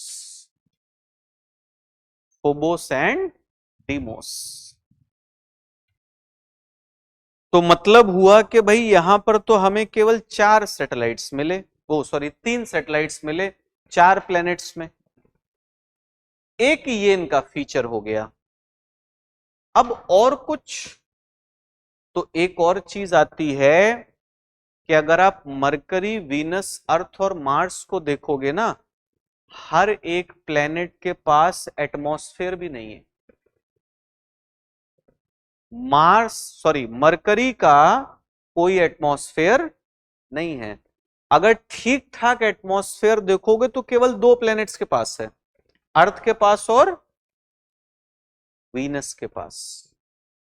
मार्स का जो एटमॉस्फेयर है ना, बहुत पतला एटमॉस्फेयर है, थिन एटमॉस्फेयर है। थिक एटमॉस्फेयर देखोगे तो एक अर्थ के पास और दूसरा वीनस के पास है। तो लिख लीजिए, लिखो, not all the planets are having atmosphere. सभी ग्रहों के पास वायुमंडल नहीं है। सभी ग्रहों के पास वायुमंडल नहीं है। तो ये भी एक पॉइंट आ गया। अच्छा, जितने भी ये इनर प्लैनेट्स है ना, आंतरिक ग्रह हैं, इनके बारे में एक चीज और याद रख लीजिएगा कि इन्हें हम टेरेस्ट्रियल प्लैनेट्स भी कहते हैं। तो लिख लो, ऑल्सो कॉल्ड टेरेस्ट्रियल प्लैनेट्स। इन्हें पार्थिव ग्रह भी कहा जाता है। पार्थिव ग्रह भी कहा जाता है। अब आप आ जाओ कहां? Outer planets. आउटर प्लैनेट्स में सबसे पहली चीज क्या आ जाएगी कि भाई ये सारे के सारे प्लैनेट्स लार्ज हैं, ह्यूज हैं। तो लिख लीजिए, एक्सट्रीमली लार्ज साइज्ड प्लैनेट्स। अत्यधिक विशाल आकार के ग्रह। सबसे बड़ा प्लैनेट हमारा जुपिटर है, उसके बाद सैटर्न है, फिर यूरेनस है, फिर नेपच्यून। नेपच्यून के बाद कौन है? 5th largest planet of our solar system.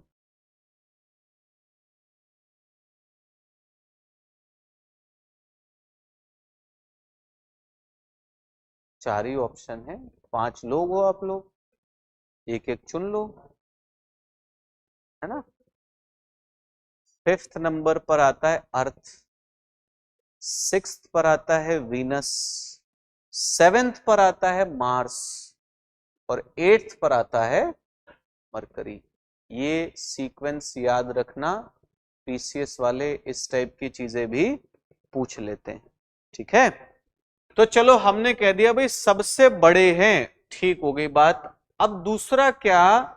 Jupiter, Saturn, Uranus, Neptune, ये सारे के सारे गैसेस से बने हुए हैं। तो लिखिए, these planets are made of gases। यह ग्रह गैसों से निर्मित है। यह ग्रह गैसों से निर्मित है। और अगर गैसों से निर्मित हैं तो आप क्या कहोगे कि भाई इनकी डेंसिटी कैसी मिलेगी? फिर लो डेंसिटी। तो लिखिए, हैविंग लो डेंसिटी, इनका घनत्व कम प्राप्त होता है। इनका घनत्व कम प्राप्त होता है। अच्छा चलो, घनत्व की बात तो हो गई। अब जहां तक बात है इन सभी प्लैनेट्स की, ढेर सारे सैटेलाइट्स हैं इनके पास में। जैसे अगर आप जुपिटर की बात करोगे, so Jupiter is having 95 satellites. ये नंबर याद रख लेना आप लोग, इंपॉर्टेंट है। जुपिटर के कितने हैं? 95। सैटर्न के पास है 146, 146।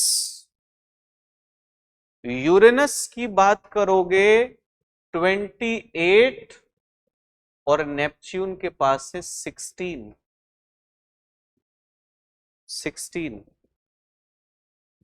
ठीक है। अगर हम प्लूटो को भी मिला लें, प्लूटो के पास 5 हैं। हमारे पूरे सोलर सिस्टम के सैटेलाइट्स का नंबर बनता है 293। इसमें से केवल 3 कहां पर हैं? अंदर। और बाकी 290 सैटेलाइट्स किधर हैं? बाहर। तो मतलब आप कहोगे भैया these planets are having large number of satellites, बड़ी संख्या में इनके क्या हैं? उपग्रह।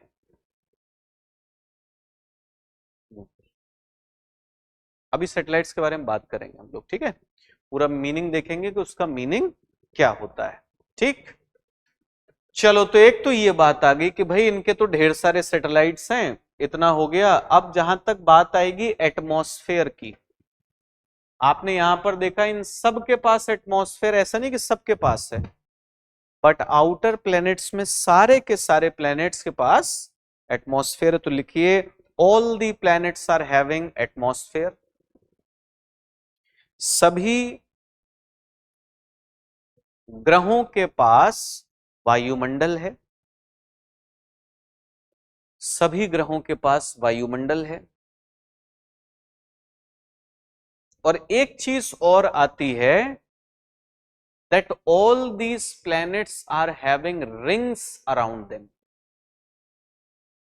लिख लो, all these planets are having rings around them. लिख लो, पहले भी बता रहा हूं, ठीक है। इन सभी ग्रहों के चारों ओर छल्ले प्राप्त होते हैं।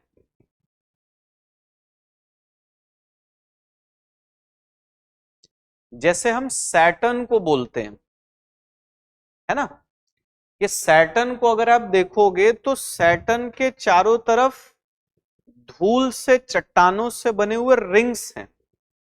आप कभी भी सैटर्न की इमेज देखोगे, फोटो देखोगे, तो हमेशा उसके चारों तरफ क्या बनाए जाते हैं? रिंग्स बनाए जाते हैं। मतलब ये प्लेनेट है और चारों तरफ गैसेस और डस्ट हैं जो घूमती रहती हैं, वही इसके रिंग्स हैं। लेकिन ऐसा नहीं कि रिंग्स सिर्फ सैटर्न की ही हैं, जुपिटर के पास भी हैं, यूरेनस के पास भी हैं, नेपच्यून के पास भी हैं। बट द पॉइंट इज, जिस प्लैनेट के रिंग्स सबसे ज्यादा क्लियर हैं, सबसे ज्यादा वेल डेवलप्ड हैं, वो कौन है? सैटर्न। ठीक है, ये हो गए सारी की सारी प्रॉपर्टीज जब हमें देखनी थी किसकी? आउटर प्लैनेट्स की। तो डिफरेंस आया भाई inner planets and outer planets. अब एक सवाल है, आपने इतना तो पढ़ लिया that inner planets are made of rocks and metals and outer planets are made of gases. The question is why? अंदर के ग्रह चट्टानों से बने हैं, धातुओं से बने हैं, बाहर के ग्रह गैसों से बने हैं। तो आपसे ये पूछ ले कि ये अंदर के ग्रह गैसों से क्यों नहीं बने हैं?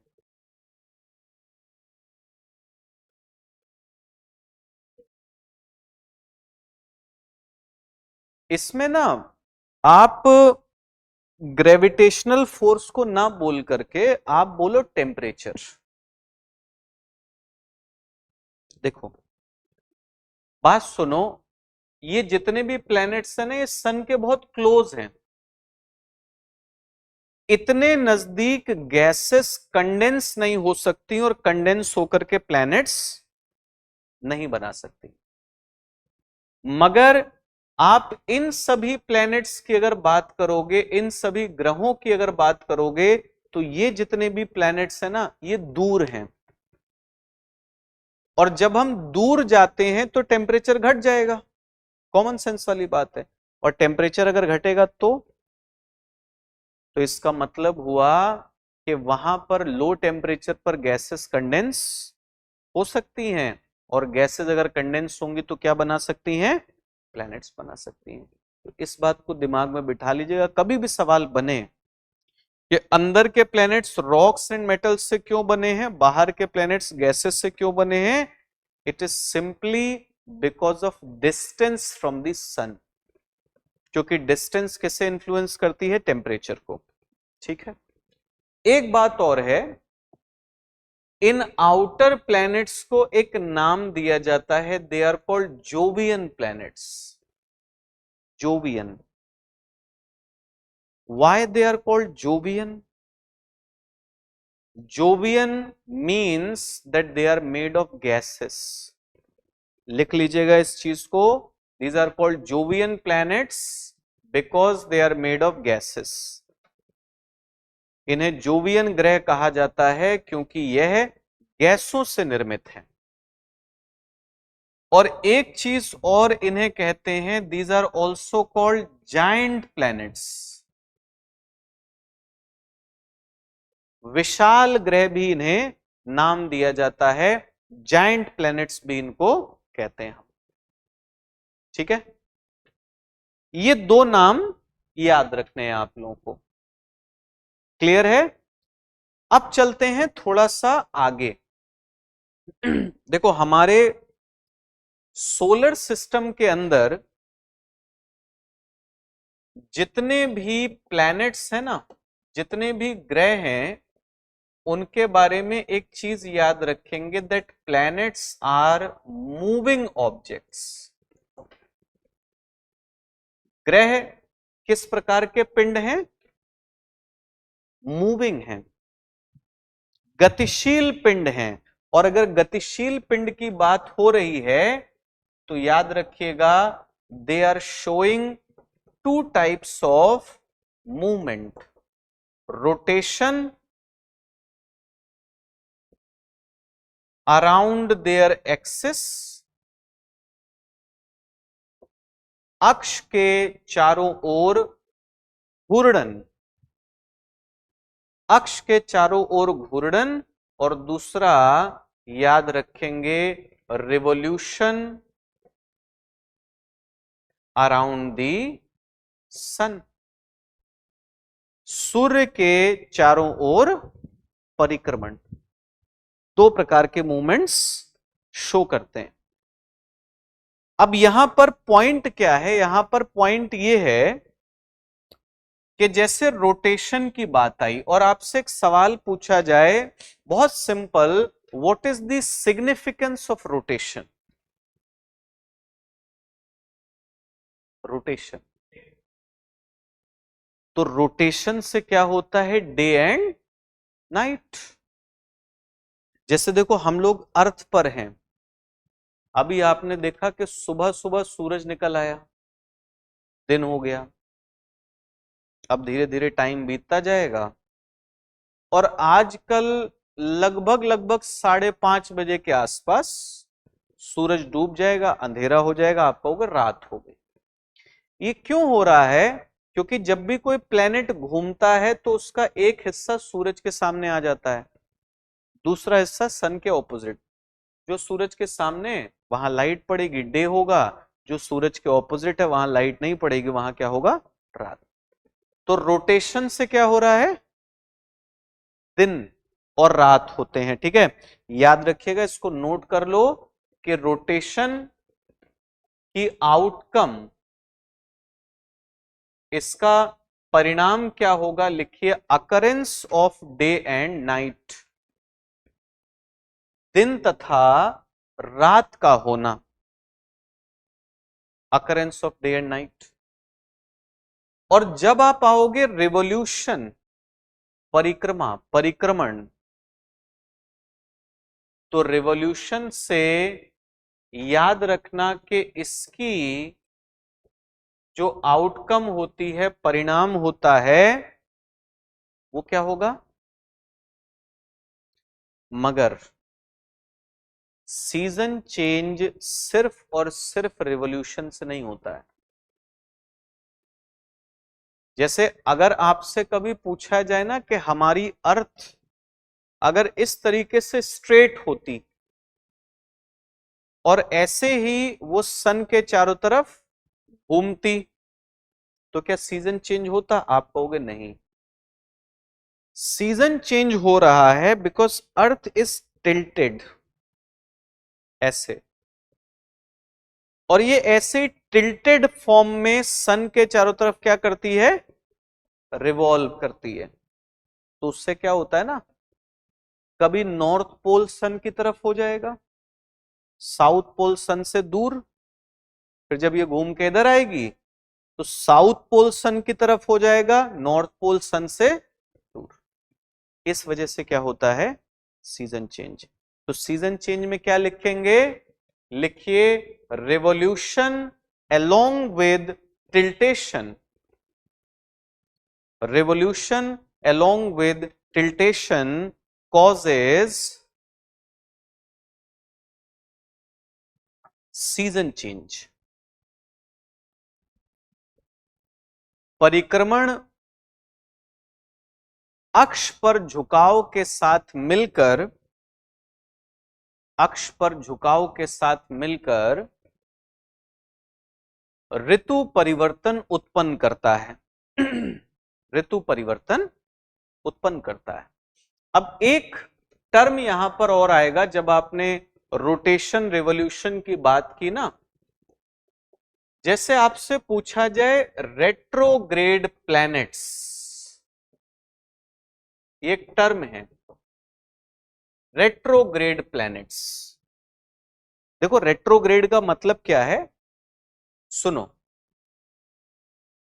अगर हम अपने प्लैनेट्स की बात करें और हमने कहा कि प्लैनेट्स के अंदर रोटेशन होता है, घूर्णन होता है, और घूर्णन के साथ साथ रिवॉल्यूशन, इन दोनों की ही अगर आपसे डायरेक्शन पूछी जाए ना किस दिशा में, तो हमेशा ध्यान रखना है डायरेक्शन क्या है? Counter clockwise. काउंटर क्लॉकवाइज, और you can say west to east. लिखिए, इस चीज को नोट कर लीजिएगा कि हमारे जितने भी प्लैनेट्स हैं, जो भी ग्रह हैं, उनके घूर्णन और परिक्रमण की दिशा अगर आप देखोगे तो कैसी मिलेगी?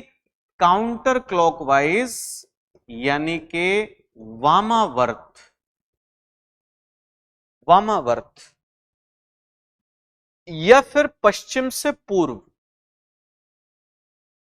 लेकिन इसमें अगर आप देखोगे वीनस एंड यूरेनस, ये दो जो हमारे ग्रह हैं, वीनस और यूरेनस, इनकी अगर आप डायरेक्शन देखोगे तो ये कैसी है? क्लॉकवाइज या फिर ईस्ट टू वेस्ट। तो क्या लिखोगे? इनकी दिशा हमें कैसी मिलती है? दक्षिणावर्त या फिर पूर्व से पश्चिम। मतलब दो ऐसे प्लैनेट्स हैं जो उल्टे घूमते हैं, और इन्हीं प्लैनेट्स को क्या कहा जाता है? तो याद रखेंगे, Venus and Uranus are called retrograde planets. इन्हीं को क्या कहा जाता है? रेट्रोग्रेड प्लैनेट्स कहा जाता है, क्योंकि ये क्लॉकवाइज घूमते हैं, ईस्ट टू वेस्ट घूमते हैं।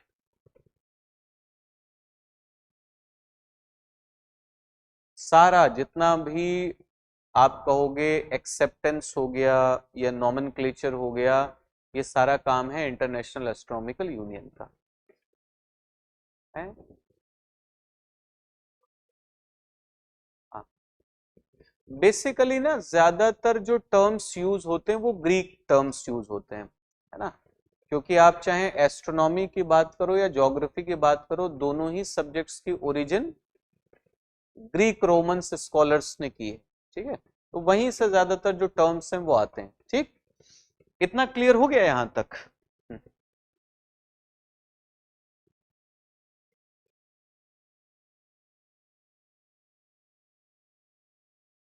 मरकरी रेट्रोग्रेड कब से हो गया, कौन बताया?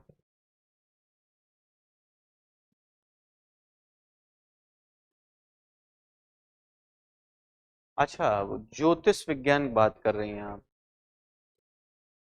वो उसके बारे में मुझे कुछ ज्यादा जानकारी है नहीं, और जिस चीज के बारे में ज्यादा जानकारी ना हो उसमें ज्ञान इंसान को देना नहीं चाहिए, है ना।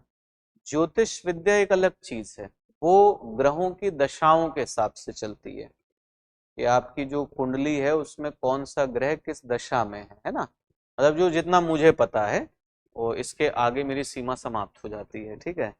तो अब वो तो मैं नहीं बता सकता कि वहां पर क्या मतलब होता है। यहाँ पर रेट्रोग्रेड का जो मतलब है वो मीनिंग ये है कि if that particular planet is revolving और rotating against the direction of all other planets, ठीक है। क्लियर हुआ यहां तक? इतना समझ लिया आप लोग? अब देखो इसके आगे की जो चीजें हैं वो हम लोग कल पढ़ेंगे। Will discuss about satellites, asteroids, meteors, comets, ठीक है। मैंने आप लोगों से कहा था एनसीईआरटीज शुरू कर दी पढ़ना, ठीक है। क्लास 6 से एनसीईआरटी पढ़ना आप लोग स्टार्ट कर दो, ठीक है। और एनसीईआरटीज को अच्छे से पढ़ना, इफेक्टिवली पढ़ना, बढ़िया से पढ़ना, क्योंकि अगर पूरी एनसीईआरटी कवर कर लिया आप लोगों ने तो बहुत ज्यादा आपको एक्स्ट्रा रीडिंग की रिक्वायरमेंट नहीं पड़ेगी, ठीक है। चलो कल मिलते हैं, अब इसके आगे हम लोग कल पढ़ेंगे। क्या चीज बेटा? UB330, ये सब जो नाम है ना, ये जब भी कोई नया ऑब्जेक्ट खोजा जाता है तो उसको इनिशियली हम इस तरीके का नाम देते हैं, है ना। तो UB330 एक सेलेस्टियल ऑब्जेक्ट है जो डिस्कवर किया गया, है ना। बट अब बाद में क्या कर दिया जाता है, एक प्रॉपर उसको नाम जो है वो दे दिया जाएगा।